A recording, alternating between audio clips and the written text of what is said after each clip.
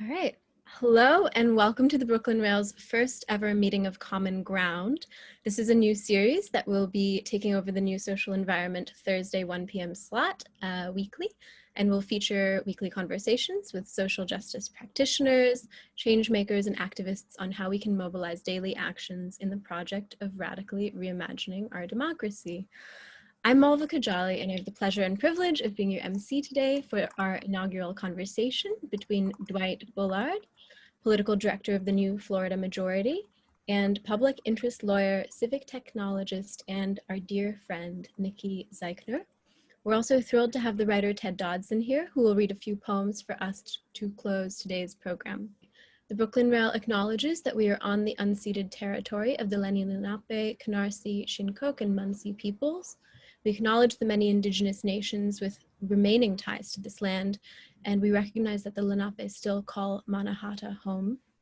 The Brooklyn Rail also stands in solidarity with the uprisings unfolding across the country following the murders of George Floyd, Breonna Taylor, Tony McDade, Nina Pop, David McAtee, James Scurlock, Jamel Floyd, Ahmaud Arbery, Rayshard Brooks, Rhea Milton, Dominique Remy Fells, and Toyin Salau, among countless others, and in response to generations of structural violence against Black communities. Black Lives Matter, and we will continue to support ongoing action in the struggle for racial justice. Before I introduce our hosts, we'd love to begin with a brief moment of silence.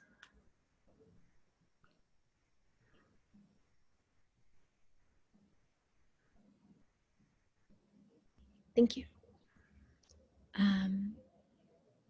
All right, and now to introduce our special guests of this lunchtime. Dwight M Bullard hails from an esteemed educator, community activist, and legislator family. From 2000 to 2017, Senator Bullard was a teacher at Coral Reef Senior High School, and in 2008, he was sworn into office as a representative of District 118 and was re-elected subsequently. He served as a member of the Agriculture and Natural Resources Policy Committee, the Pre-K Appropriations Committee, the Pre-K through 12 Education Policy Committee, and several others.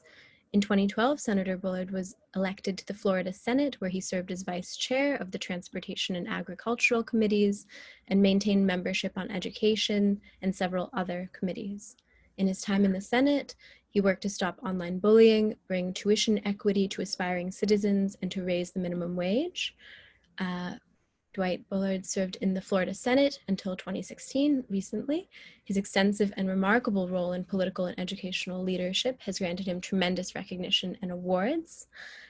More recently, in 2017, Bullard was hired as the political director of the New Florida Majority. In this capacity, he has worked to bring political education and awareness to underserved and often marginalized communities. He also works to push policy to positively impact those same communities. His work, now much like his previous roles, looks to uplift people in a way that makes them the masters of their own destiny. He continues in this work, which he will discuss today, to simply amplify the voice of those often unheard. Nikki Zeichner, who's also here today, is a public interest lawyer and civic technologist focused on improving the experiences of public services so that they can put people first. She used to work as a criminal defense attorney in New York City and navigated through a broken system in what led her to the work she does now. Recent highlights of her work include helping to create an online civil rights complaint portal for the DOJ's Civil Rights Division, and recently working with New America to help cities and states develop cash assistance programs during the pandemic. Nikki was named famously a legal rebel by the American Bar Association, and continues to work on problems that sit at the intersection of law and technology. Gosh, we're so thrilled to have both of you today here with us. Nikki, feel free to take it away. Wonderful. And it's so nice to see so many of you here. So thanks for spending your lunch with us, or your morning with us, depending on what coast you're on. So I thought we could start, Dwight, by just learning more about you, because you have such a long history in public service, teaching, working in politics, now working in advocacy. So what was your path? How did you know that this was where you wanted to be? Well, that's a interesting or mundane story, depending on who you ask. Primarily because my parents were good at two things. That is, being good teachers and being good elected public servants. So I kind of didn't have a lot of observation of other things other than just being those two things. And so, as much as they tried to dissuade me from going into education, I ended up spending 17 years as a public school teacher in the classroom.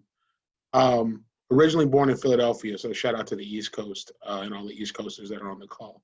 But moved to Florida in the early 80s. And my mother decided to venture into politics very early. So if you can imagine Florida being a southern state in all the ways you can think of Florida being a southern state. And this Black woman with this dynamic afro who really only had experience as a first grade teacher and a preschool teacher in Philadelphia, deciding to run against these older white male landowners in the southern part of Miami-Dade County, and being audacious enough to do it, and deciding to bring her 7-year-old son along for the journey. So I got my start in politics at that age, right? Waving signs, painting signs, because we actually did hand-painted signs on wood back in 1984.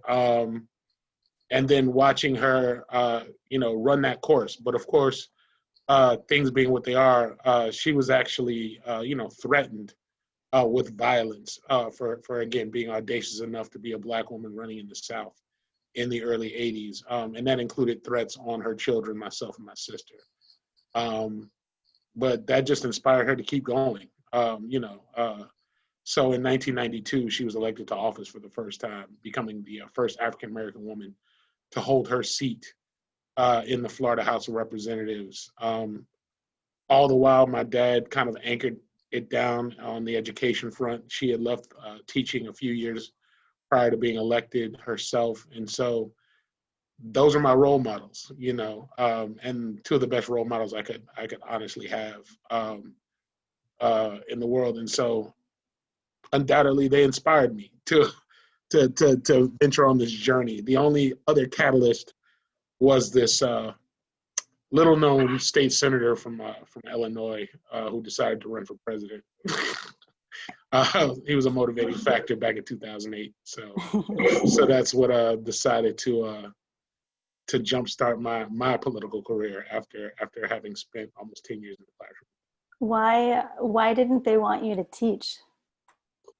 As much as they enjoyed it, and I saw the joy that they had in it, they also wanted me to be a little more financially stable. I don't know if you've heard this, but teachers don't get paid a lot, right? So they, I remember when I was when I got accepted to my undergraduate university, coming home to a business school application on the table, to which I conveniently lost it at some point. But my mom really wanted me to, work for a Fortune 500 company and kind of go that route, but that wasn't in me. I maybe listening to too much Public Enemy growing up, but it just wasn't my it wasn't my forte, and so I thoroughly enjoyed my time in the class. But your mother was doing the work. It's interesting when people who are doing the work are like, but not for my kids. Yeah. They don't have to be burdened with this. Right. But, yeah. But it sounds like she was so passionate too. So it's a mixed bag, right? Like it's hard work. Yeah, it's hard work, and she doesn't want people to go through that same heavy lift. But, to her credit, she was an inspiration. And in the realest sense of the word, like her political catalyst was, unfortunately, and I'm sorry that we're actually reliving these moments more and more, but she actually saw her brother killed due to racial violence in Philadelphia, right? So, he was stabbed for being on the wrong street during the white flight era in the in the late 60s, early 70s in Philadelphia. And so that was her catalyzing moment. And that carried over. That that was the thread through everything that she did, whether it was her investment in children, her desire to want to get in politics. She always kind of carried that in the back of her mind. So it's a thing. How did you transition from teaching to politics? What was that like, and why did it happen? Well, we in Florida, we had elected Jeb Bush, for those who know Jeb Bush, as our governor. And so he came in, quote unquote, as the education governor. What that meant was that he was basically trying to extract resources from public schools and move them into other places under false pretenses. So as a school teacher, I was literally feeling the impact of those changes. Like every kind of cut, sentiments around class size. When I first started teaching, my class size averaged 45 students per class. And so it was those kinds of like moments that, again, seeing the correlation between the actual job I was doing and politics. So in 2008, my state representative was limited due to term limits. And by my state representative, I can also say dad, but I mean, for the sake of the conversation, we'll say my state representative, right? No, but he had served and his tenure was done in 2008. And so I had a decision to make in terms of stifle all the information and knowledge I'd acquired watching them do their work and not run, kind of watch somebody else kind of learn on the job, or was I angry enough about what I had been experiencing as a public school teacher to jump out there and kind of step out on faith and make that leap? So I decided to get involved again, kind of watching the energy around 2008 happen. I just remember, Senator Obama talking about needing other people in other places to kind of move this kind of hope and change thing along. And so I was either going to be, one of those campaign workers that was, knocking on doors with a clipboard in my hand, or I was going to step out and run for office myself. I chose the latter instead of the former. Actually, kind of chose both because once I was done with my campaign, I ended up volunteering for the campaign as well and trying to make that a reality. Yeah, so it just reminds me of, my career transition too, is like being in a broken system and then feeling an interest in backing up and wanting to do more systemic work. Yeah, it's a lot of people get that initial kind of feeling of hopelessness, like, man, I can't do anything about it. And then for whatever reason, and this has just been kind of my life's journey, is like there's this click that says there is a pathway, right? There is something you can do to create change for your community in some way, shape, or form. And so you jump into it. So that's kind of been how I've leapfrogged from various careers. So even transitioning out of politics into kind of the nonprofit political world was all part of that same thought process. Yeah. We had talked mostly about hearing about your work with New Florida Majority, but then as I mentioned to you recently, I was thinking, what am I overlooking? Because you did all of these other things. And I just want to make space if you have some highlights from your political career, things that, or maybe even struggles or painful parts of it, whatever you want to talk about, but I think that could be interesting. Yeah, I mean, two kind of important things come to mind for me. And one is kind of, we talked about kind of how I got into running for office, but the thing that really kind of kick-started my like radical desire to want to see change happen in the legislative process had everything to do with the unfortunate murder of Trayvon Martin, right? So you can imagine, and to give people context, so, Trayvon Martin gets killed in February of 2012. The way our year was set up in the legislature was we had gone in early because that was also a redistricting year. We had gone in early and then had to take a break from late January through March in order for the maps to be drawn, right? And then we were going to go back in March to vote on the newly drawn maps. So Trayvon Martin happens while we're on a break, but we're seeing the rest of the world similar to what you're seeing now, kind of just on fire, right? But on fire in terms of a passionate fire, wanting to see things done. And I'm watching friends and colleagues from around the country. They're protesting, they're putting on hoodies, people are rallying, people are marching. And the whole time I'm like, Trayvon Martin is a Florida kid. What are we gonna do? And so I remember having to go back to session and having everybody basically say, well, you all have to do something. There has to be some sort of performative, demonstrative statement that says Trayvon Martin is is one of ours. And it was so sad to see the lack of urgency on the part of my colleagues. And to give you an understanding, a year before, if you remember, the Casey Anthony trial had happened. And they expeditiously drafted a piece of legislation to make sure that if you ever lied to the police, like they say Casey Anthony did, that you will be punished.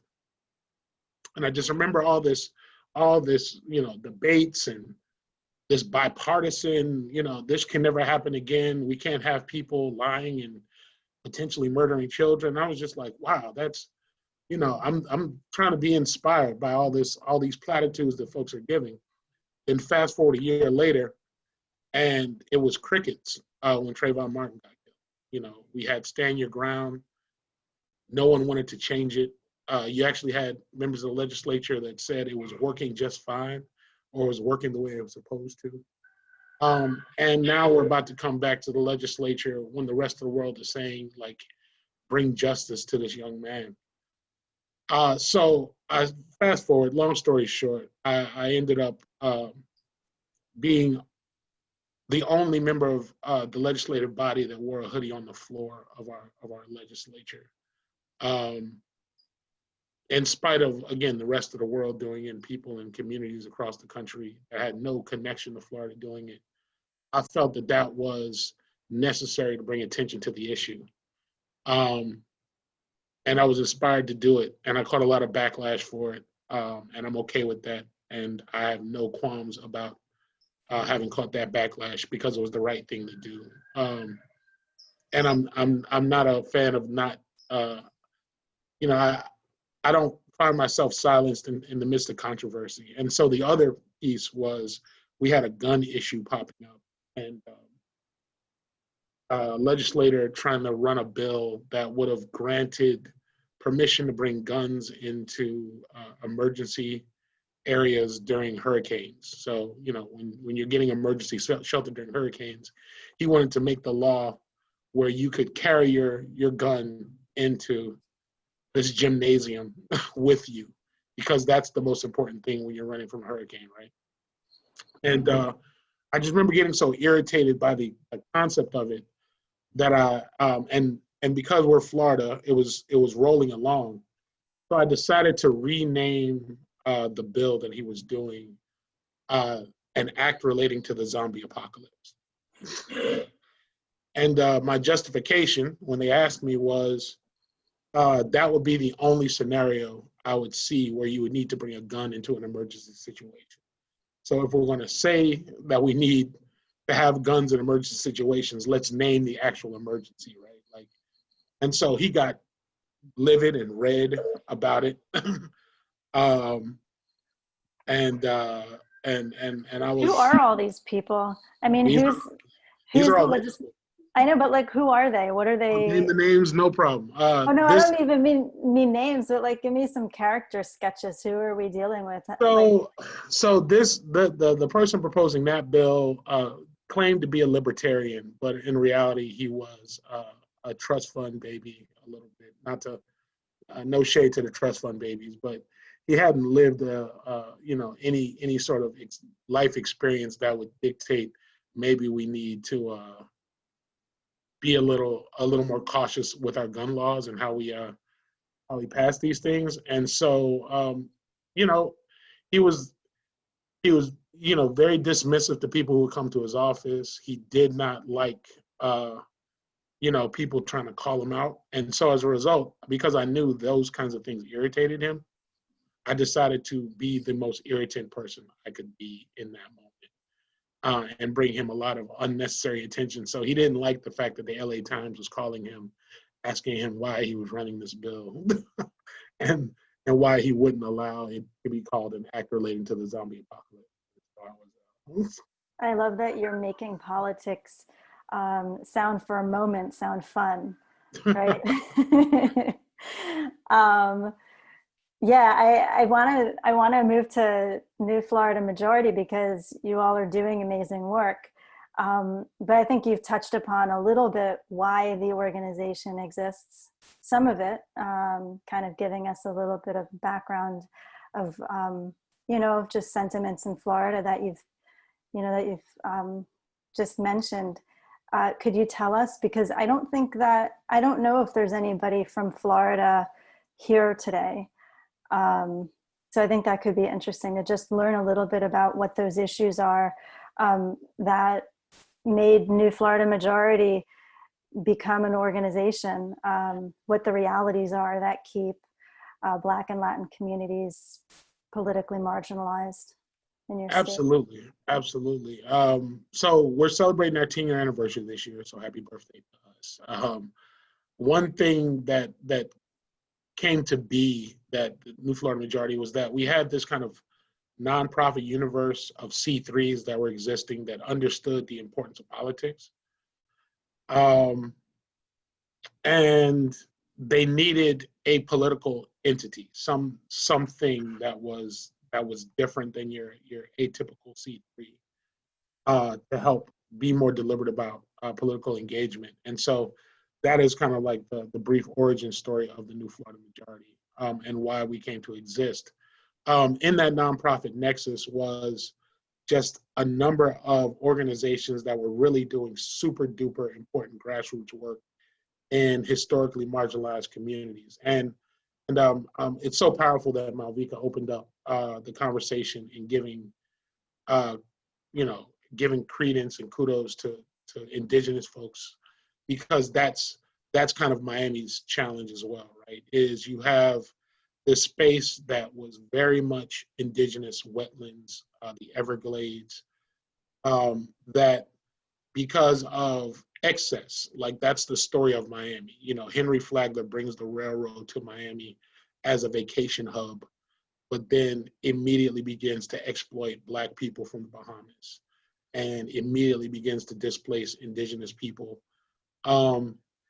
And then you have this kind of like narrative that develops over time of being like this landing place for immigrant communities from around South America, the Caribbean, which is true, but you also see kind of like this immediate exploitation, this consistent kind of division, almost like a caste system, if you will, based on where people come from, what they have and what they don't have. And so the New Florida Majority kind of recognizes and grows out of that idea that in a place where you have one of the most expensive zip codes in the country,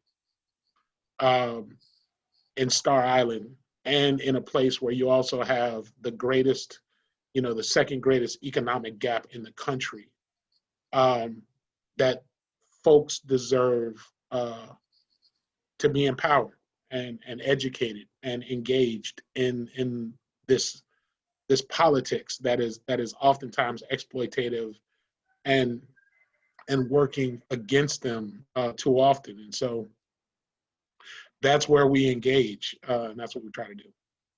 So, like, what are some examples of ways in which people struggle to find their political power? I think that's universal, like, because you have your life, you have all of the things that you have to handle all day, every day. And then how do you become politically engaged? I mean, Yeah, the onboarding process is one of, it's almost like you have a reactionary kind of notion, right? Like people kind of reacting to a very problematic situation that they're encountering. And then we're there to kind of be like, well, let's strategize on how you actually effectively help yourselves in these moments. And so an example would be the community of Little Haiti, right? And Little Haiti is this vibrant community. It comes out of like a traditional Black space. So if you can imagine, you have what becomes segregated Black Miami, a Black suburb called Lemon City.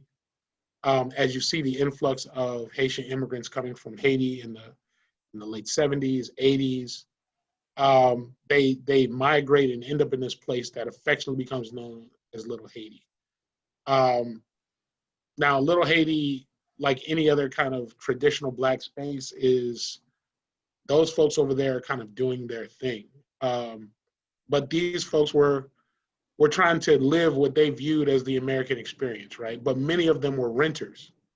And we're talking about long-term 25, 30, 40-year renters, right? Like they're in these apartments, they're renting these homes in this space, trying to live, transitioning through the broken immigration system, finally becoming citizens or permanent residents, working, in many cases, experiencing wage theft, all the things, right?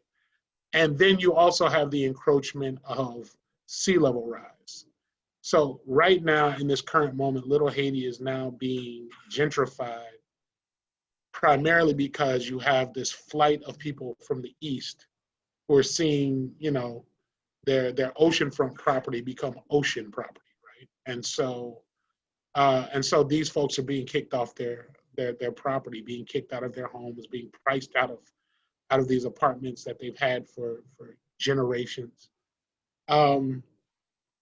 And so the organizing around communities like that and all the layers that come with that, right? Because you're talking about a community where you have an intersection between immigration problems, economic problems, racial problems, and climate problems, all being exacerbated in one space, and the necessity of somebody or a group of people coming in and saying, well, here's how we're going to at least try to alleviate some of the burden that you're experiencing. And so we're happy to be a part of that fight, but that is, imagine duplicating that in multiple spaces all the time. And that is kind of like the story of Miami in the 2020s. Right? I read a recent statistic about renters being less likely to vote in national elections than homeowners. So it just made me think of that as you think about people who are getting displaced and who don't have those roots. Something that you all do that's also really interesting and I would love to talk about is just helping folks who are formerly convicted of felonies accessing their right to vote. It's such a beautiful story. And I don't know if folks here caught the article in the New Yorker, because just by coincidence, a piece just came out in the New Yorker about this particular story. So you can read it and it's worth a read. But I think that would be really interesting to hear about just how this right kind of came to be in Florida, and yet there are still obstacles in accessing.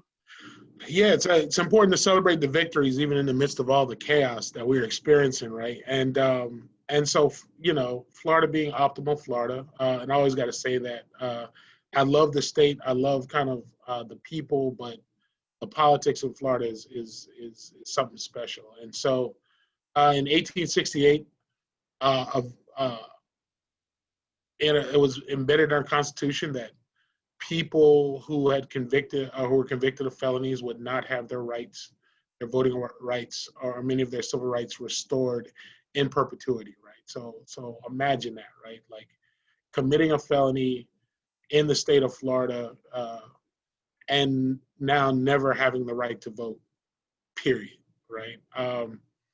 So for 150 years, that's the way it was. And for 40 plus of those, there was kind of an apathy around ever wanting to fully restore the rights of those folks. But got to give full credit to somebody who's been an inspiration to our state and a real committed freedom fighter, and that's Desmond Meade, who I remember when I was in the legislature came to me and was like, we're trying to do this fight. We're trying to restore rights. And we're talking 2012, 2013, when he was saying it and people were just like closing doors in his face and saying, nah, this isn't going to happen.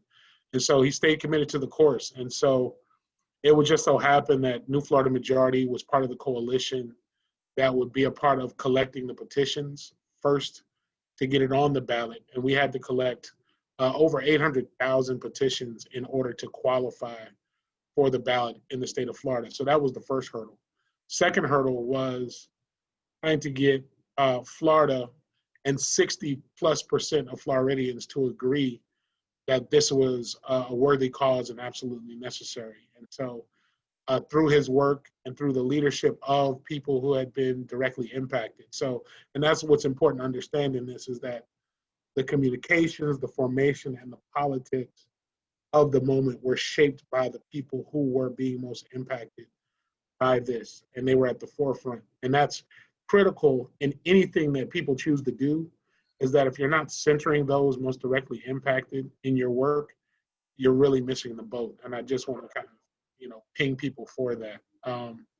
But there was just broad support, right? Like people from all sides seem to back it. Without a doubt, but I don't want to make it seem as though that was, kind of by accident. Like there was just like this universal feel-good moment.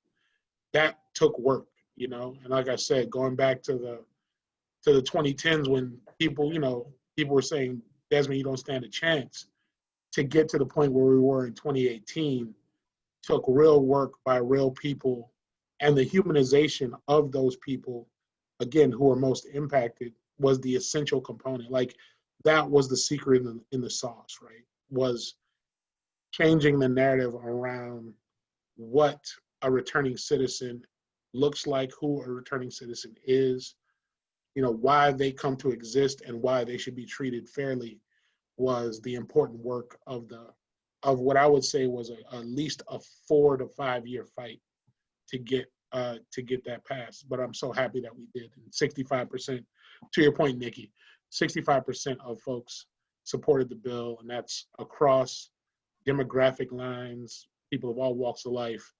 were strongly in support of that. There were videos, I remember, of it was Governor Scott who would decide whether or not to restore someone's voting rights. And there were, I don't know if folks saw those, but they were pretty amazing. People who had just worked so hard, had all their papers lined up to show, like, I really have been doing everything and I'm ready to vote. Like, and then he would call something out like a traffic violation and say, you're not really serious.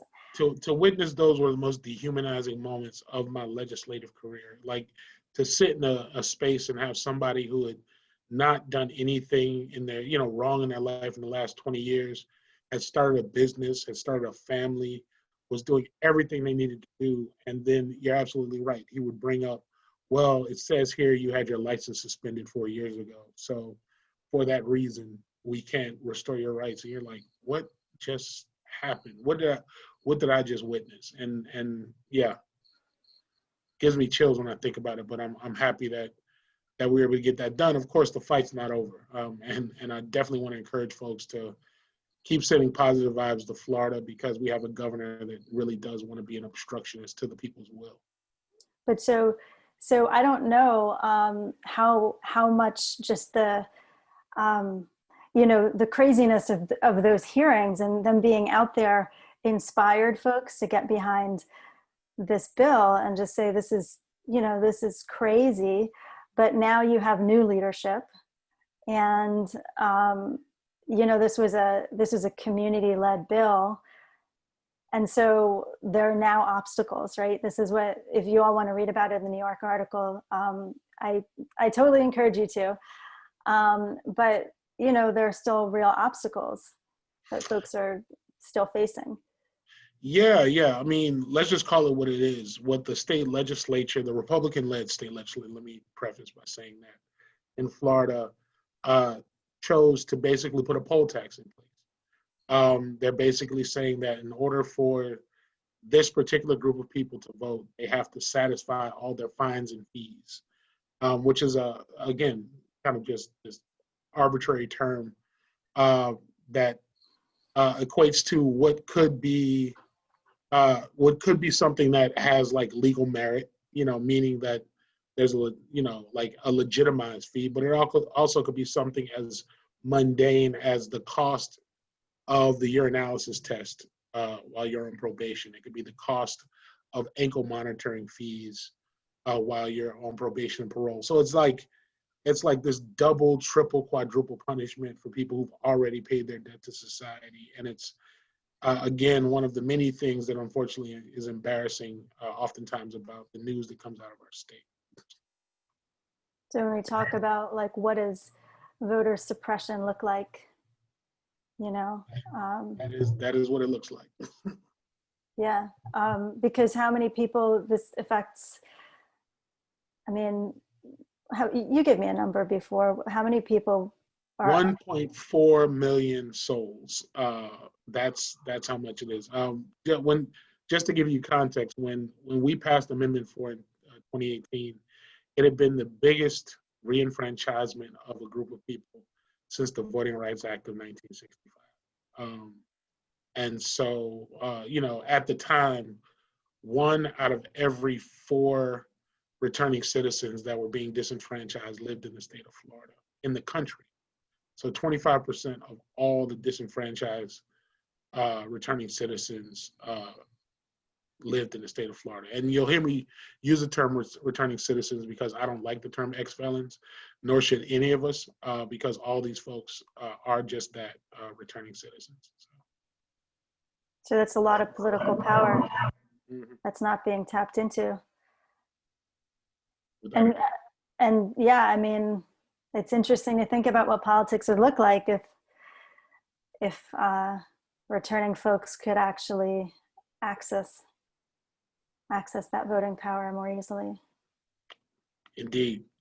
I mean, you know, and it really tells the story of the country. And so I know we have folks from all over the country viewing this today. And I just want to kind of like inherently remind people of understanding like people's stories, where they're coming from, the circumstances they come from. Like the idea that we can celebrate a Martha Stewart, but then ostracize someone like a Desmond Meade until they do something extraordinary, kind of speaks to kind of like how we got to correct our behavior, because there is no difference in terms of the legal definition of the two people, but because one is Martha Stewart and one is, you know, this person over here, we kind of create these different buckets for people. So we have to get out of the business of doing that. And so Desmond Meade returned. He spent time inside and returned, but he led this campaign. But also he became a lawyer afterward, right? He did. So it's a weird. He did go to law school, absolutely. Unfortunately, the state of Florida does. You have to ask for special recognition in order to join the bar. So very much so, he went to law school, graduated law school, top 10% of his class in law school. But unfortunately, under the state of Florida rules, he still has to wait in order to be barred and be an official practicing lawyer. But yes, amazing story of somebody who started off with addictions, ended up going to prison, and then all of a sudden changed his life around and led, again, this really a national movement to get things done. And so shout out to the Florida Rights Restoration Coalition, the FRRC, for doing all the great work that they're doing. So let's talk about what people are doing. I mean, now is a crazy time. It is. It's hard. I think it's hard for most people.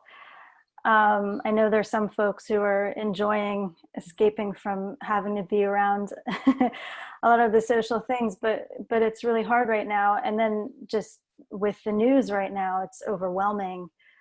And so I wanted to hear a little bit about how you deal with things. You have to pay attention to the news. Yeah. The news is a lot. The news has been a lot. But again, kind of going back to what I mentioned before about that click, right? Like, there'll be moments, I'm not going to lie, there'll be moments where I'll be clutching my pillow on my couch, like, I don't want to leave the house. It's getting crazy out there. And then I just find this tremendous level of inspiration in not only what I'm seeing or hearing, but just for me, I'm a big believer in the power of ancestry, right? And so, I oftentimes have to remind myself that my mom would not allow me to just sit on my couch and not do anything. She unfortunately passed back in 2013. So, I jokingly, but I'm serious at the same time, say that I hear her more now than I did when she was alive, because she's like constantly nudging me to do more, right? And so whenever I get in those dire moments, there'll be something, something supernatural that'll just say, hey, get your butt up and let's get back to it, because we got work to do. And so kudos to her and her energy, because it's all around me. And just kudos to like amazing folks. Like, I had a chance to work with two dynamic young women who organized the Black Lives Matter rally around affordable housing. I had a chance to be inspired by this young brother who has been leading the Black Lives Matter Miami movement, or one of the leaders for the Black Lives Matter Miami movement, who recently was like mowed down by a Trump supporter. Like, it's one of those things that doesn't make the news all the time, right?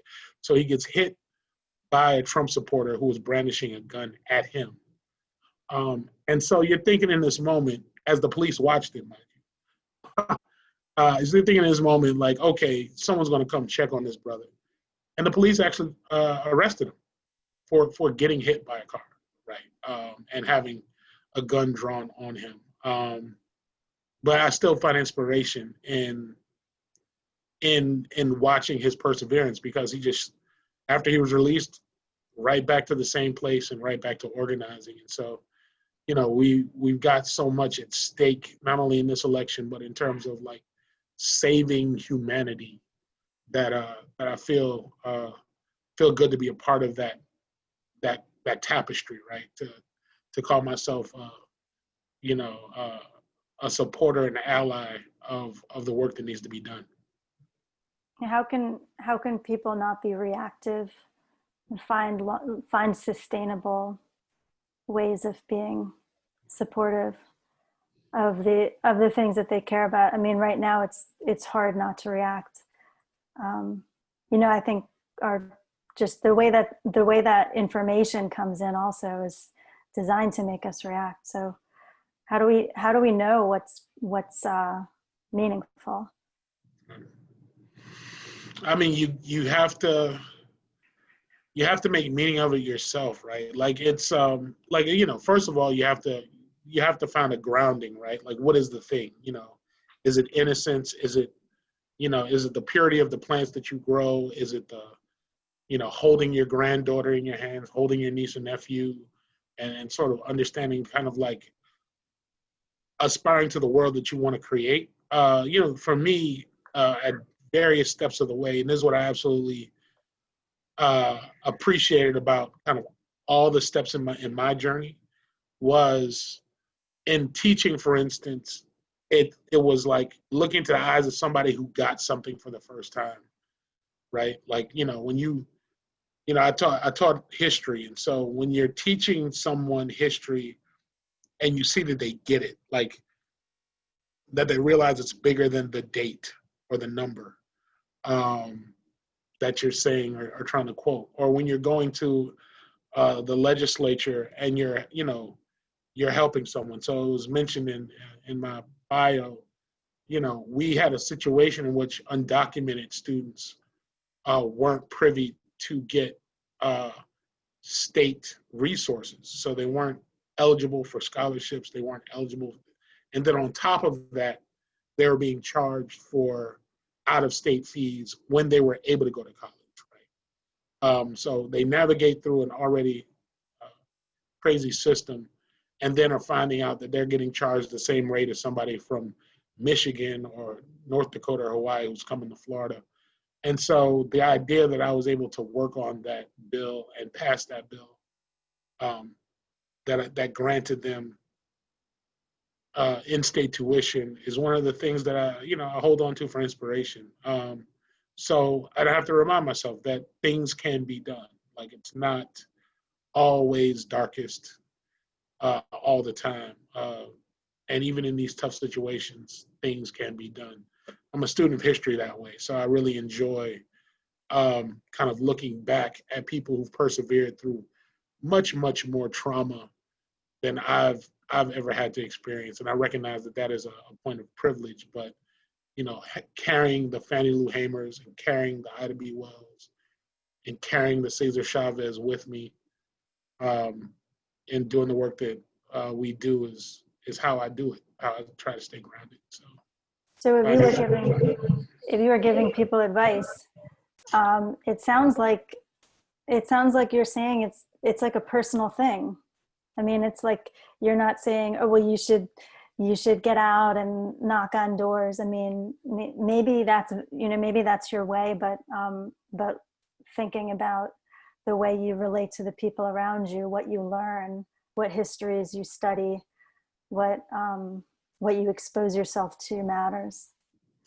Without a doubt. And everyone's got, that's the beauty of our kind of collective history, is like everyone has someone who ultimately should be an inspiration, someone who's persevered through traumatic experiences. And you got to check your privilege at the end of the day. It's like, yeah, okay, you didn't have to suffer through the indignities of the Jim Crow South. And for that reason, you shouldn't allow somebody else to suffer those indignities. I'm just going to go into something a little bit, I don't know, like real, which is that we're with the Brooklyn Rail, which, it's a great arts organization, New York based. So I think about like folks who might not have roots in deep grassroots efforts, might not have connections to, smaller towns or smaller cities where, there are less resources than the larger ones. I'll just give like a backstory to, give a little background on why I think about that. I did work with a city in California that had around 250,000 people in it. And when I went there, having come from New York City, I was blown away by the fact that they didn't have, and this is ridiculous, it should have been obvious, but it just never even occurred to me. They didn't have things like an ACLU chapter or like, decent journalism, right? The local reporters would trail around the police chief and get their stories fed to them. If folks wanted to do something in their community, they really were taking a risk, and they didn't have resources or support or access to information or encouragement or all of those things. And that really blew me away to think about how different that is.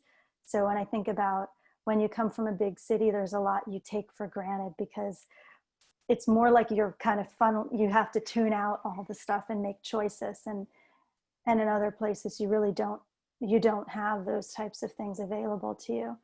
So, so thinking about that, we probably have a pretty sophisticated audience here that, may or may not be more involved in arts related work than in kind of deep grassroots activism. I think a lot of folks these days are thinking about how to get involved with things that maybe would be new to them otherwise. And I know I'm making assumptions here. But like, so with that type of audience, what do you like? What do you think about? And I think a lot of folks I see who are new to activism are trying to find their ways of engaging, and sometimes it works, sometimes it kind of falls flat. It doesn't, maybe people don't know where to direct that energy. So I don't know if you have something to say about that, because if we could get to something a little bit concrete, where it's not just like, it's okay if you're nice to the people in your family, like you should be, that's a great thing to do. Right. But like, what more can we say folks can do? Well, what I would say is that every level of engagement has an impact. Like, don't devalue the small things by any stretch. Like the donating to your cause monthly, the going to the meetings is important. And I know, and again, as a former high school teacher, I can't tell you like the value of that one-on-one level of engagement and what that means. It inspires me to no end. Recently, it's so funny, a group of my students got together and created their own kind of like political organization. And I never, when they called me up and they were like, hey, can you come on our Instagram live that we're doing? And when I saw who the configuration of folks was, like, I don't think it dawned on them, but it definitely dawned on me that all of them had been in my class. Like, equally so, they'd all become friends over time, but all of them had been in my class, right? And I'm just like, I might have had a little bit to do with that, and I'll sit back and kind of like enjoy the fact that happened, as they're like, having these 20-something, early 30s conversations about why they need to invoke change and why they need to do these things. So that butterfly effect is real, right? Those small things do expand into greater and more dynamic kind of occurrences. But I also think it's critically important for people to step outside their bubble and step outside their comfort zone. So to your point, Nikki, like visiting the small town or understanding the impact of what's going on around the country. I mean, a lot of us kind of like, especially in this moment, are like watching the MSNBCs and the CNNs of the world and like looking at the political map, and like we're just like thinking that what Steve Karnacki says is what has to be, or what Chuck Todd says is what has to be, or what Anderson Cooper says is like the thing, and not thinking about, have I ever engaged in a space like that? Have I come to understand what someone else is going through? Like I had a conversation with folks in, my folks who are doing organizing work in Mississippi, right? And like for me, it's like you look at the demographics of a Mississippi and you're like, why hasn't Mississippi flipped? You're talking about a state that has 40+% African American population. You're talking about a state that if it's organized correctly, should be flipping, right? Until you talk to somebody about the intrinsic fear, the trauma embedded in the DNA of a Black Mississippian who has seen multiple generations of family killed for speaking out, right?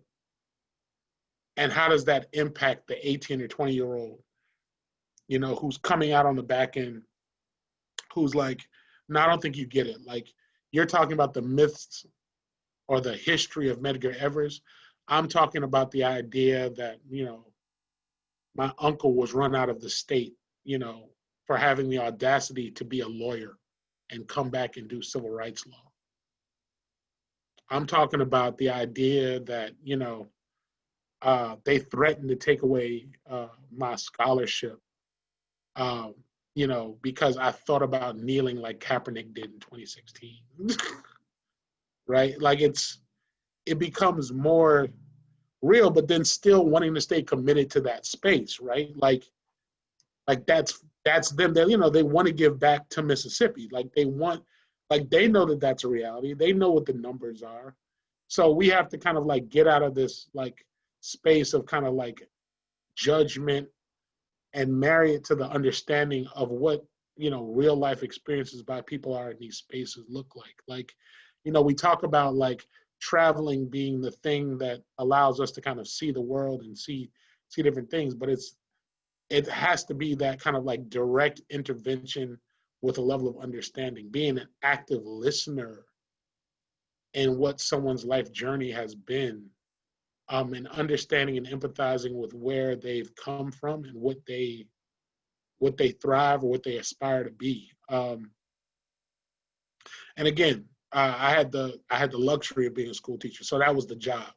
You know, at the end of the day, the education part of it is one component, but the being the fly on the wall is a training that is invaluable to me now, right? Like the ability to kind of, you know, be invisible in plain sight and listening and being able to listen to what people are going through is one of my hidden talents that came from all those years of teaching, right? And so I would encourage other folks to venture into that and to tap into that ability, because I promise you, it's a superpower that is will be beneficial in the long run. You said something in our prep call that this just reminded me of, and I think you kind of said it, but not to like the way that you said it the other day, Right. Which was just when we were talking about if you try to talk to a large group, people are like, you know, it's like hard to get people to listen, but people are nosy. If you're just in a conference talking to one person, then people are like, what are they saying? Yeah. I mean, what I shared in a previous conversation was that people are inherently nosy. You know, it's embedded in our DNA, and so, you know, it's great that we all want to do these like 50, 100 person TED Talks, but the reality is that you can impact somebody in your one-on-one conversation at Starbucks, right? Like, because what you're saying there may be more provocative, and the fact that that I'm not supposed to hear it makes it even more valuable for me to listen in on the valuable conversation that you're having. So be mindful of that, right? Like, you know, don't be afraid to get into kind of like an in-depth discussion every now and again, you know, in these kind of spaces, because you never know who's listening and who's kind of like being impacted by that and can then take it home and be encouraged. So yeah, thank you for reminding me of that, Nikki. No, I think about it in the tech space because there's so much of an emphasis on scale. And I think that bleeds out to other parts of society now too. It's like you have to, you know, do everything in a really big way, or you're not really making a change unless you've hit, you know, several 100,000 people, or, you know, it doesn't mean anything if the numbers aren't there. And I think it's nice to hear you say that, you know, that's not true, because I agree with that. Yeah. I mean, you know, I know he's a bit of an anomaly in terms of people who like him and people who dislike him. But when you hear like people talking about how Facebook became an origin, you know, became to be a thing, it was Mark Zuckerberg wanting to basically listen in on other people's conversations.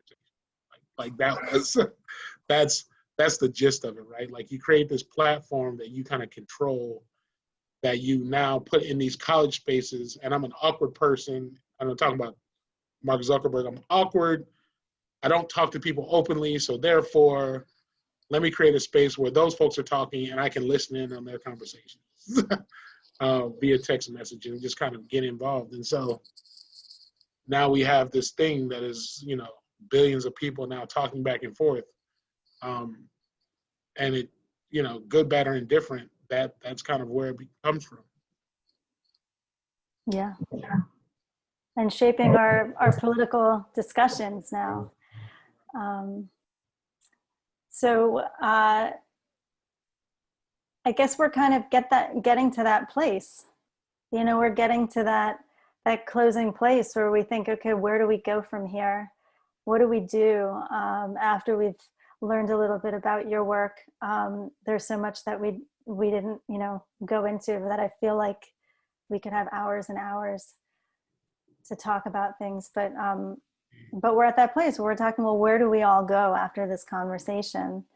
And it sounds like we've touched upon organizations that could use support. I think one thing that, for me, a takeaway from you is just learning about the groups that we can support that actually do create political power, like even supporting organizations that are helping folks either pay fines, right? Like folks who are returning home who have fines that are standing in the way from allowing them to access their voting rights.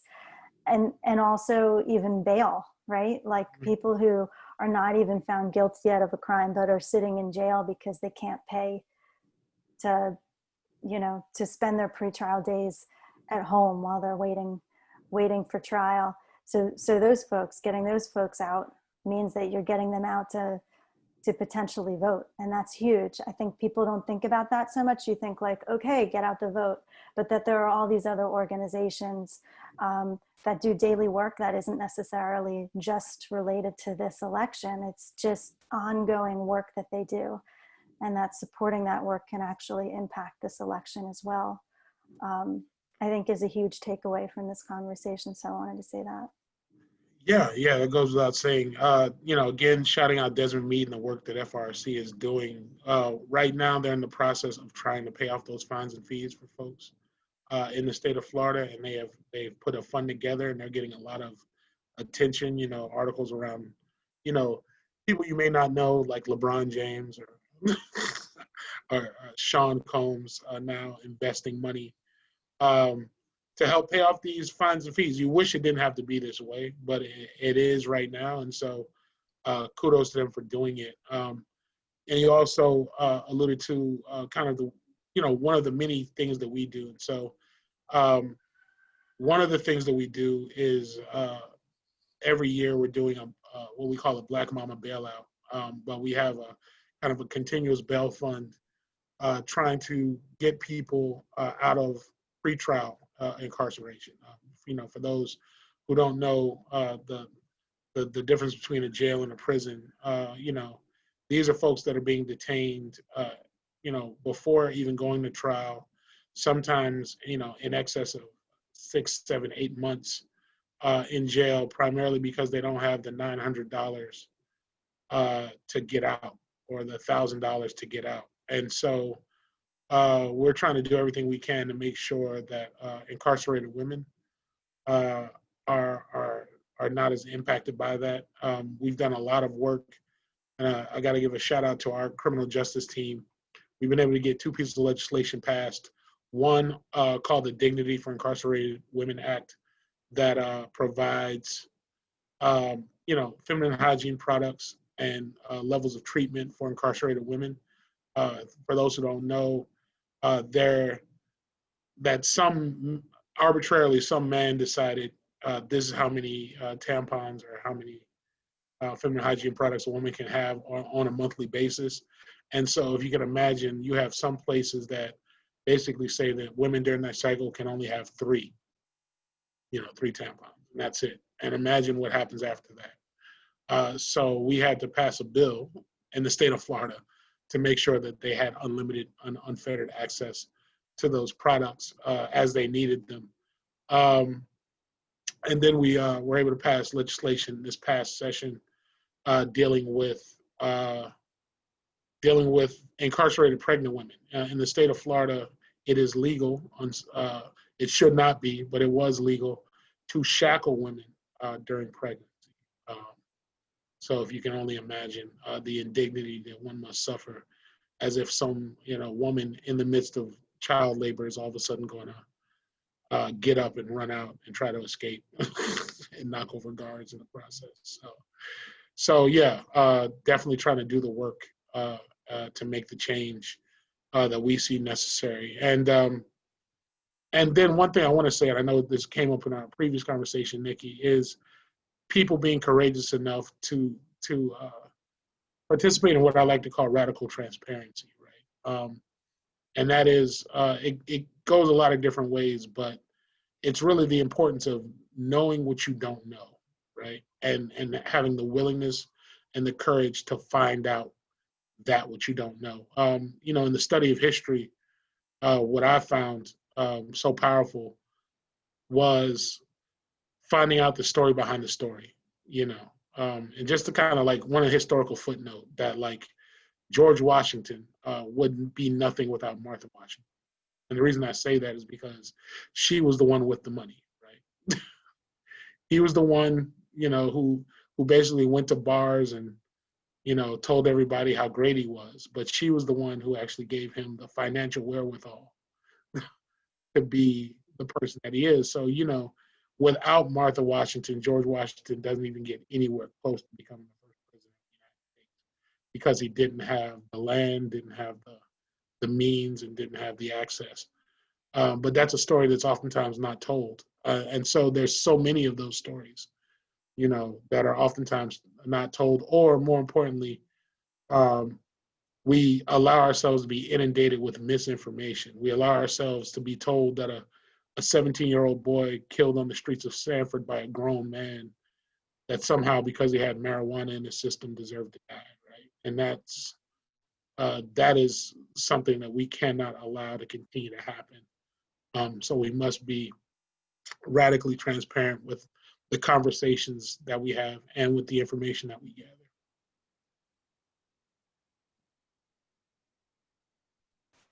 I was just looking for questions. There are a few in the chat. Do you have any others that we should? Yeah, we have, if now's a fine time to transition to the Q&A. We have some lovely questions stacked up.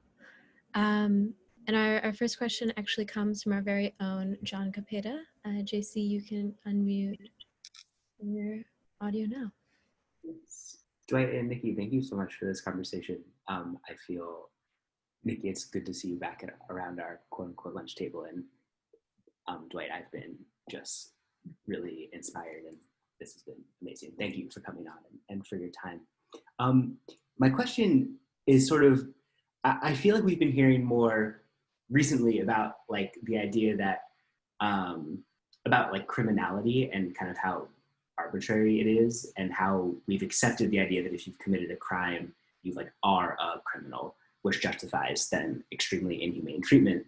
I'm thinking about people talking about the warrant that Jacob Blake had as like justification for the police shooting him in the back, which is obviously like, whatever, we don't need to go there, it's ludicrous.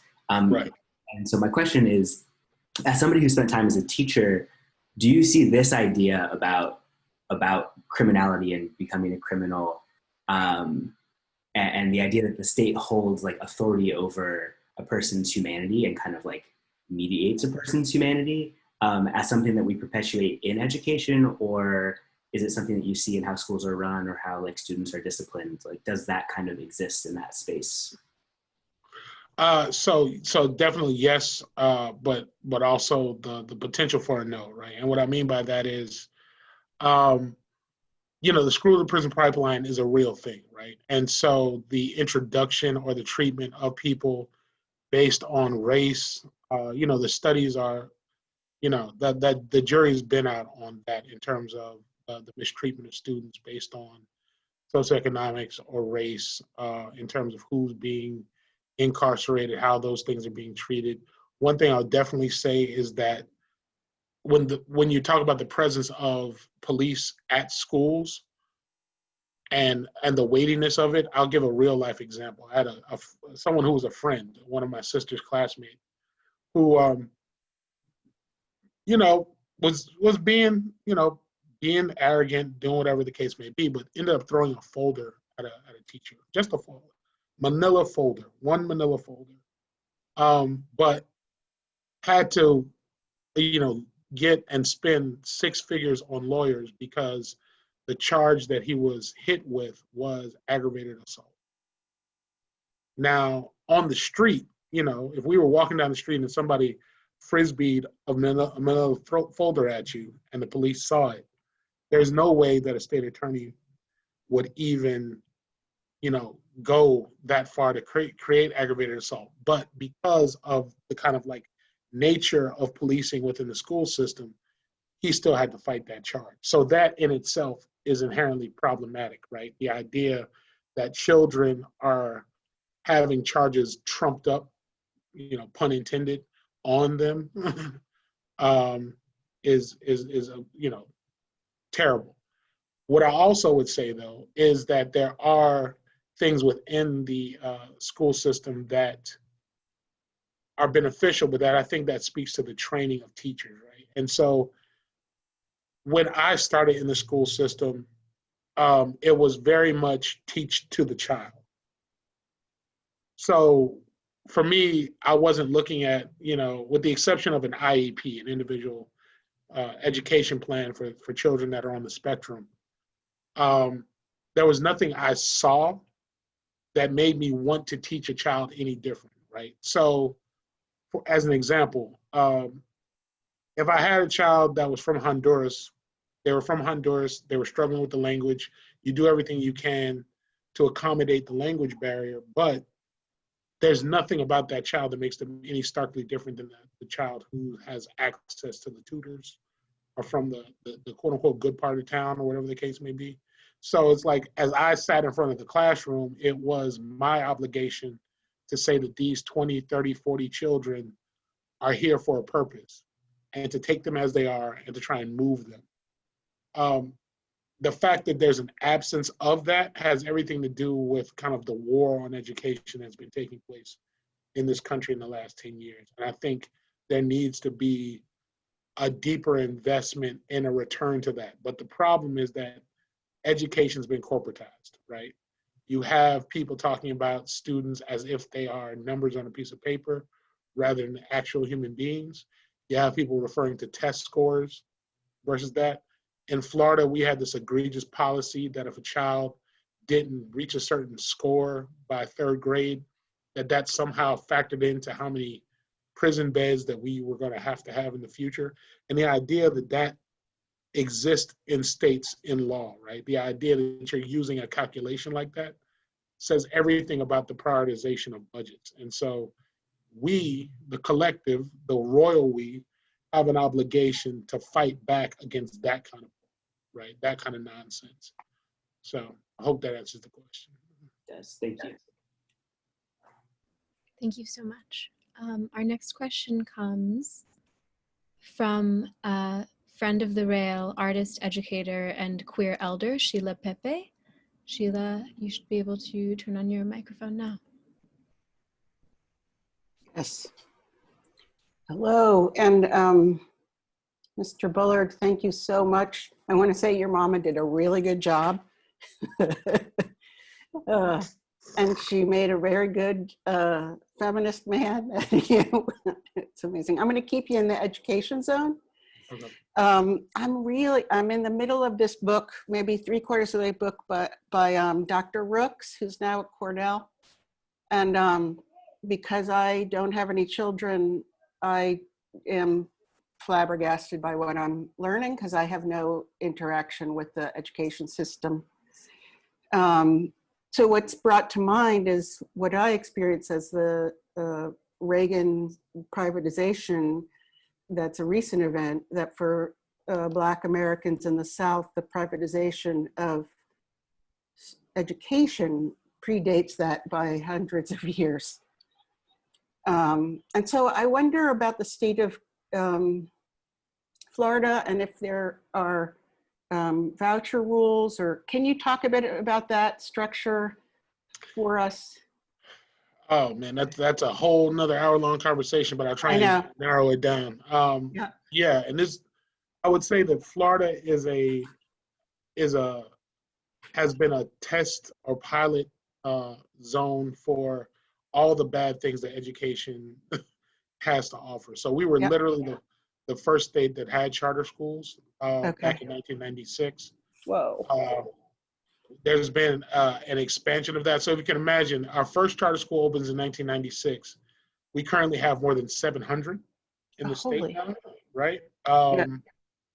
And then they put rules in place around charters and vouchers that have basically created kind of 3 different school systems, right? So you have your traditional brick and mortar public, you have charters that do not operate on the same rules as traditional public schools. And then you have a voucher program that basically allows anyone in any space at any point to take money and move their child to religious school, you know, kind of any school they want. And again, no regulatory process as it pertains to that, right? And then you have governors, and this is why elections matter, right? You have governors since Bush, like Bush, Christ, Scott, and now DeSantis, who've just kind of allowed that continuation to happen. And then you have a pandemic, right? Yeah.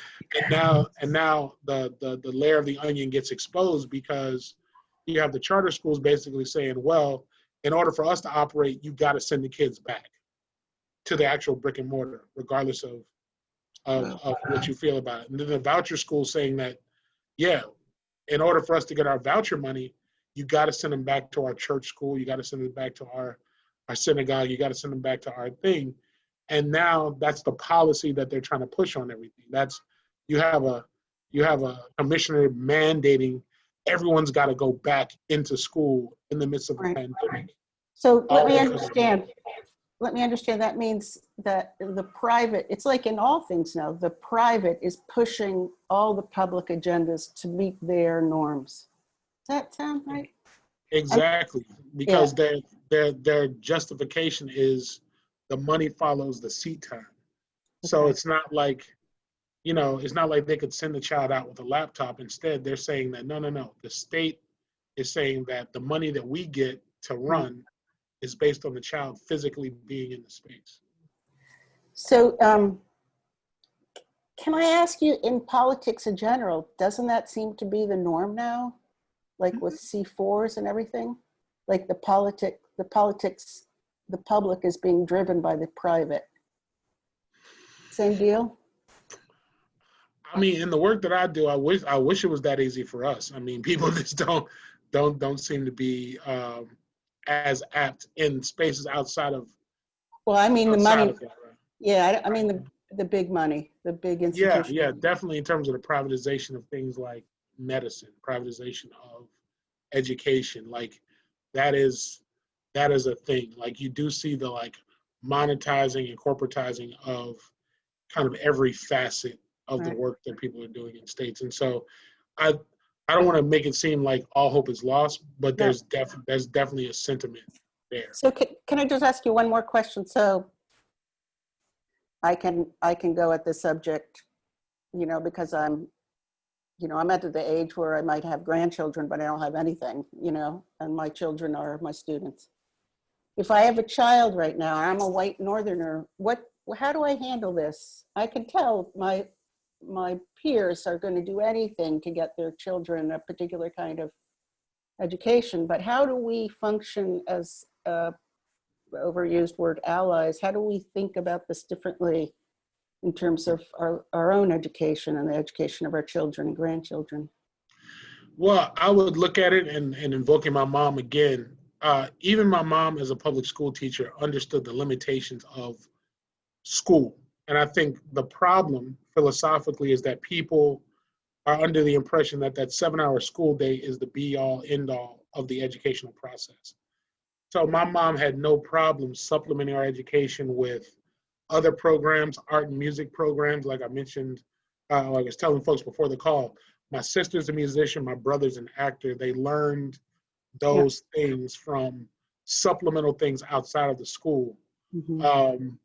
And making it a holistic journey. And we've lost that. I would definitely say that's a lost art form, but I would encourage you to remind your folks that it's like getting the tutor or putting them in the ballet program or whatever the case may be isn't a bad thing, but it also has to be an extension of the greater school day. So don't expect your, $25,000, $30,000 private school investment to get you anything different than your public school investment. At the end of the day, it's a concrete 7 hours. But what I would also say is make sure that state governments aren't crippling the ability for the public institution to give a valuable education, meaning if they're inundating them with testing, if they're making, again, the test the normative experience for the child, then it really erodes the ability for a child to like learn about the various things that exist in the world. Thank you very much. No problem. you so much. I have to say a lot of that resonated with me as I came up through the school system in the south side of Chicago, which has obviously been dismantled aggressively by the city of Chicago and replaced with charter schools. So I feel like this is like a conversation relevant to every city, every state across the country. Thank you for that. Our next question comes from our very own publisher and captain of this fine vessel, Fong H. Bui. Fong, you should be able to turn on your microphone. Let's see. Now. Thank you, Dwight. Thank you, Nikki, for a very important conversation. I just wanted to ask you one question because you spoke so fondly and profoundly how your parents have been a role model. And I know that you grew up in Philadelphia, where I came. I think when you moved to Florida, Dwayne, maybe early 80s when I came to Pennsylvania and then ended up going to school in Philadelphia. So I was going through a very interesting political time when previously it has been, I think probably the late 70s when your mother was experiencing her brother being stabbed to death. That probably during, I think Frank Rizzo, when he was the mayor, I think he had been a commissioner, police commissioner, very controversial figure. Mm-hmm. Had been, you probably remember, opponent of the segregation in Philadelphia school, and certainly prevent a lot of construction being built for public housing. And I know that he ran with a certain slogan. I remember in Little Italy, when I was going down there, because there's a Vietnamese community in Italy, Little Italy in Philadelphia. And I remember having seen slogan that say, vote white. It was very shocking. So I'm wondering, because Brian Stevenson, who may be coming on in next Thursday, and he's also grew up in Philadelphia. And he himself, when he was a teenager, 16 or 17, because I remember reading Just Mercy when it came out several years ago. And Brian also talked about his maternal grandfather, who's also been stabbed in Philadelphia. And that was a very important movement, moment for him. So did your mother talk about also Wilson Good? Because that was a very important, I was still in college, but that was the first Black mayor in Philadelphia. And it was controversial. It was in my, I think, junior year when the MOVE people occurred. They were bombed in their building, yeah. Yeah, exactly. And that was a very interesting, because I have visited the site several weeks after while I was in college. It managed to even speak with some local people, particularly of John Africa. Remember the founder? Yeah, absolutely. Yeah, so I was very vividly remember, because I lived literally 5 blocks from there when it happened. So I remember the middle of the night, really. It must have been in 1 or 2 in the morning when they dropped that bomb, the helicopter. So, I mean, did you remember your mom talking about that early upbringing specifically as well? Yeah. So, my mom was originally from South Carolina, and her mom moved, after divorcing my grandfather, moved her and her 8 children to Philadelphia. And so they were the first Black family that moved in on their block, 58th and Pentry in southern part of Philadelphia, southwestern Philadelphia. Yeah. They were the first Black family to move in and immediately experienced white flight. So you had their block shift immediately, and people moved to the other side of Cobb's Creek Park to like places like Upper Darby and other areas like that. And so that's actually where my uncle ended up being stabbed, was in that area, like literally being on the wrong side of the park. And it had everything to do with my younger uncle just hanging out there, and he had gotten in trouble. And so my older uncle went to go help out his little brother and ended up getting stabbed. But from that, you had people that tried to then burn them out of their home.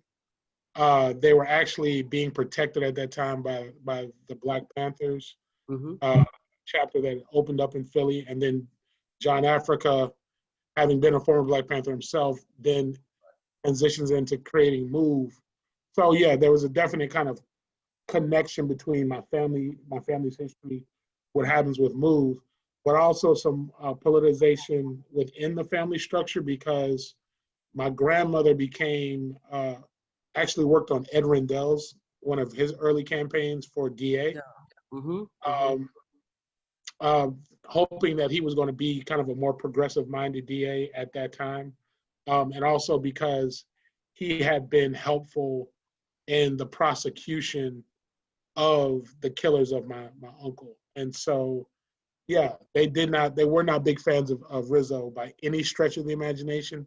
They were excited for the election of Wilson Goode as the first Black mayor, but the challenges were that he very much was a figurehead mayor, meaning that Black people didn't feel a sense of like progress per se under Wilson Goode. And then the incident with MOVE really kind of like dismantled that a little bit. But later on, like folks like John Street and some of the later mayors became like my uncle, who had opened up a barbershop there and was a longtime resident, kind of started growing in those circles with some of the later mayors that would come down the line. Yeah, that's amazing. Okay. Yeah, I worked for the city of Philadelphia as a staff photographer for 3 summers straight. So I get to spend some time with the mayor and Dr. J, Julius Ervin. Hello. Absolutely.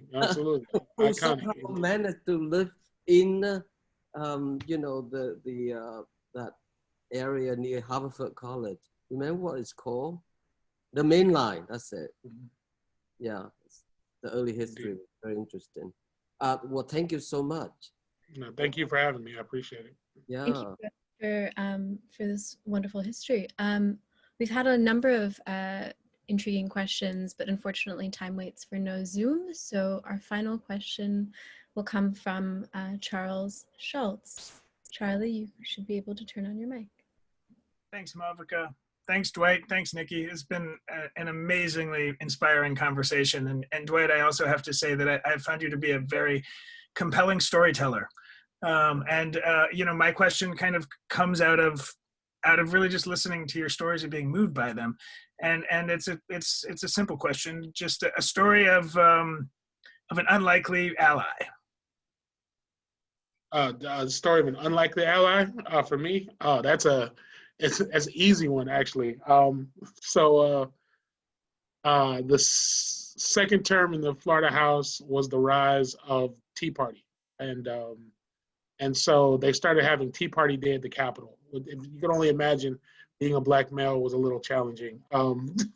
Nonetheless, on the issue of education, kind of going back to Sheila's questions around privatization, you had this very kind of like energetic movement happening within the Tea Party around wanting to dismantle testing and the testing privatization mechanism that existed in the state of Florida. So they were in like direct opposition to the Republican Party influence that was happening there, like on that one issue. And so if you can imagine, I'm this big pro-public education advocate, and I get this call, and actually that comes to my office, and my legislative assistant was like, yeah, so the Tea Party of Florida wants to meet with you because they want to work on a bill around like ending the testing, the terroristic testing that's happening here in the state of Florida. I was like, excuse me, say again? I missed the first part of that, right? And they were like, no, seriously. Tea Party of Florida wants to like come in and do this. And so fast forward, we actually ended up having this press conference. And if you can imagine, we ended up getting our Black Congresswoman, the Tea Party of Florida, the unions and myself at a press conference talking about how terrible testing was in the state of Florida, all of them speaking on the mic at the same time. I was like, you know, at some point I had to step back and was like, what the hell just happened? Like, this was crazy. But for that one moment, it was like everybody was on board for the kids. That's a great story. Thanks, Dwight. No problem. It's incredible. All right, so at the Rail, we have a tradition of ending lunch with a poem. We've been lucky enough to carry these out into these community events, and today I'm thrilled to welcome the poet Ted Dodson to the stage. Before I do that, though, I wanted to make a note that with this new series, Common Ground, one of our desires and aims is that with each event, each conversation that we share, we have one tangible action that we all can mull on and consider doing. And today's, I've been dropping links in the chat, but today we would really like to direct contributions to Desmond Meade's organization, the Florida Rights Restoration Coalition, specifically to their fines and fees fund, which helps formerly incarcerated returning citizens relieve outstanding fines and fees, sort of residuals of the carceral state, so that they can return fully to their communities as re-enfranchised political citizens. This is not like an institutional thing. I'm just dropping the link in the chat, and donate directly to them if you feel so obliged. I did mine this morning, but that's something small but optimistic that we can sort of put forward. Thank you for listening. So without further ado, we have the marvelous writer, Ted Dodson. Ted Dodson is the author of An Orange, which is coming out with Pioneer Works Press in 2021, so stay tuned for that. In addition, he's also the author of At the National Monument, Always Today, also with Pioneer Works, and Pop in Spring. He works for Bob Magazine, one of my favorites, and is a former editor of our dear and special friend, the Poetry Project newsletter. Ted, take it away. Let's see. You should be able to turn on your microphone now. Got it. Thank you so much. First off, thank you to the Broken Rail for having me. It's really a joy to be here. And thank you to Nikki too, and also to Dwight. You know, Dwight, that was an amazing conversation. You know, I really love that you started, you know, with this moment of like kind of, you know, isolation in a moment of social justice, where you were, you know, wearing the hoodie and on the floor of the state legislature.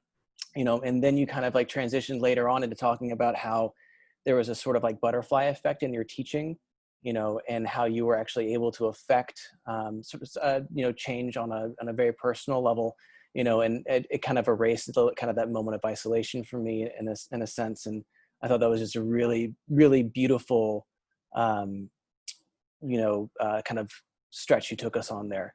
And thank you so much for your work. It's really, really incredible. So I'm going to read from a long poem that finishes my forthcoming book, An Orange. I'm just going to read a middle section here, and the poem is called The Language the Sky Speaks.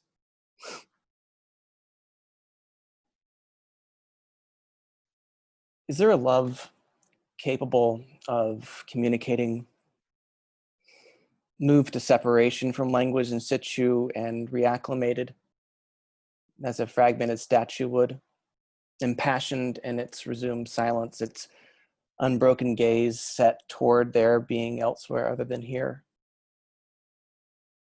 An ankle-high brush against the lip of a plinth installed for security. I replay this kid punching his soda can through polypoporus flowers on a crowded afternoon in a Taipei museum in 2015. His resigned tip into the painting and the following panic.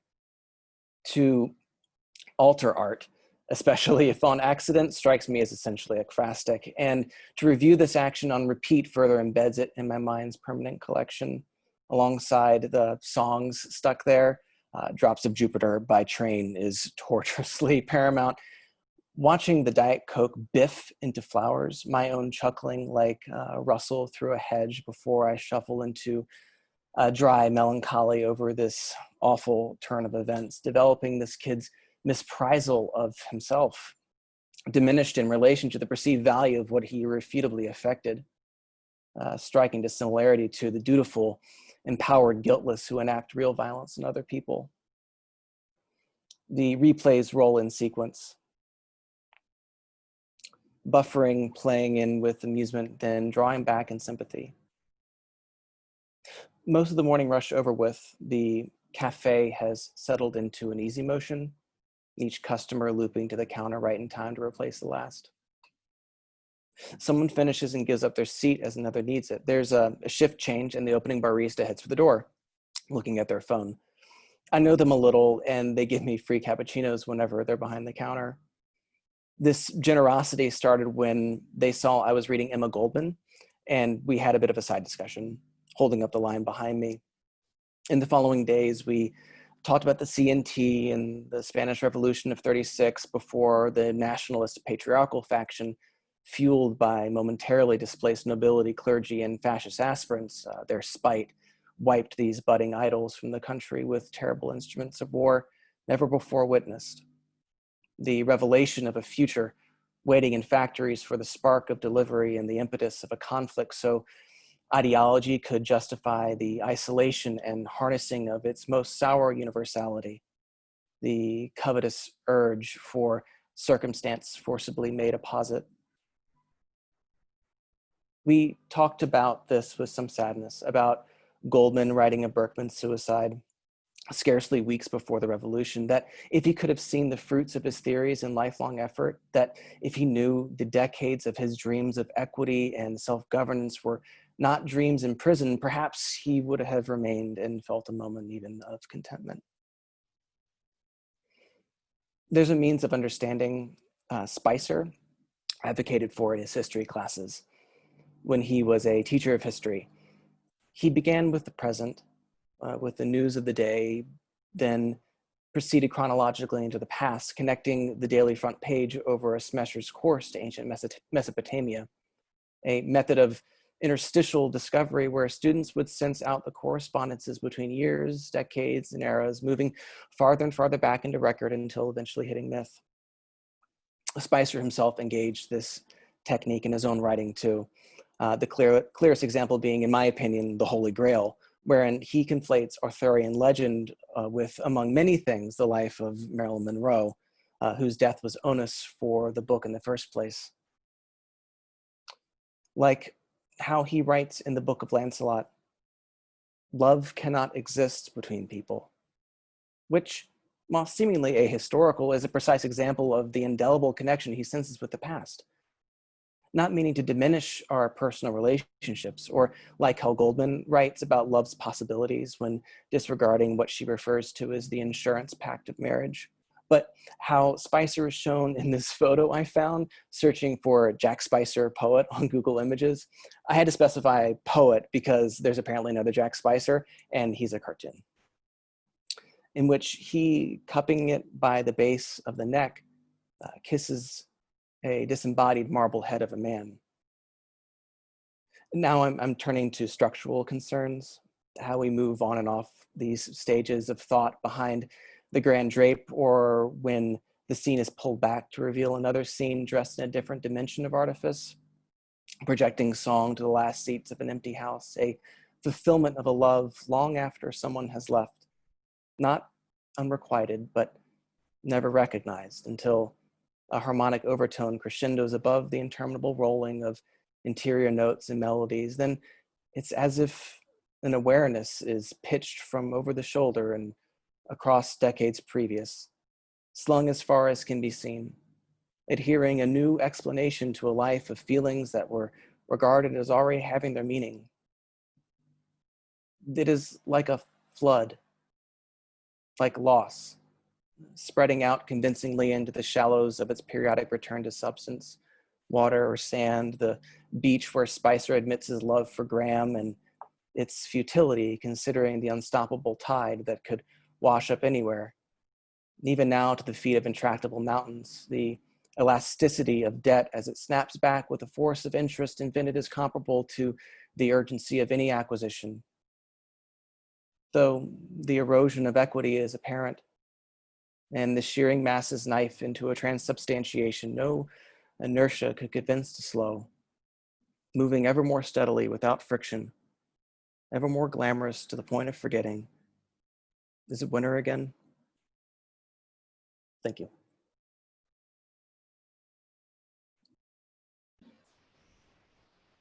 Thank you so much, Ted. You have such a mellifluous reading voice. I feel like you must get that response all the time, but I think we really all needed this. And I will definitely be adding the Insurance Pact of Marriage to my arsenal. Thank you so much. And thank you to Dwight and to Nikki and to everyone who's been here in the audience. I know I speak both for myself and for the Rail that this has been like truly remarkable having you both here, sharing your generosity of experience and your political knowledge and your rich stories. Thank you to everyone who came out. Please join us again next Thursday when we will be having our second Common Ground series, and we will be joined by special guest Jody Archambault, who served as the Special Assistant to the President for Native American Affairs in the Obama administration in years of yore, with host Abigail Disney, who is a social activist and filmmaker. They'll be having a conversation on women-led activism, policymaking, and elevating tribal resources and representation of Indigenous communities, all topics near and dear to our hearts. That will be, as always, at 1 p.m. on the sacred space of fellowship across divides we call Common Ground. You can now activate your microphones if you so choose and say goodbye or whatever you'd like as we leave. But thank you both so much. That was incredible. Thank you, Dwight. Thank you, Nikki. Dwight, thank you, Nikki. Thanks, Dwight. Bye. Thanks, Nikki. Thank you, Ted. Good conversation. Great poems, Ted. Thanks, Thanks Ted. for your Thanks, background, Nick. Nikki. Thank you, everyone. This was phenomenal. Thank you, you guys. Thank you, Dwayne. Thank you so much. Thank you, Fong. Thank you. Thank you all. Thank you, Nikki. Yeah, no, thank you, Dwight, for Thank you, participating. Nick. Nikki, you did an amazing job. Thank Great you. job, Nikki. Yeah. Thank you, Ted. Great job. I'm Read it. so glad that you all are doing this. I'm Yeah, excited for the we are so- series. It's I want to get deported very badly. So this is way to lead to that very point This of is the means. This is the route, the vehicle of your route. This is deportation. the route. Thank you so much, you guys.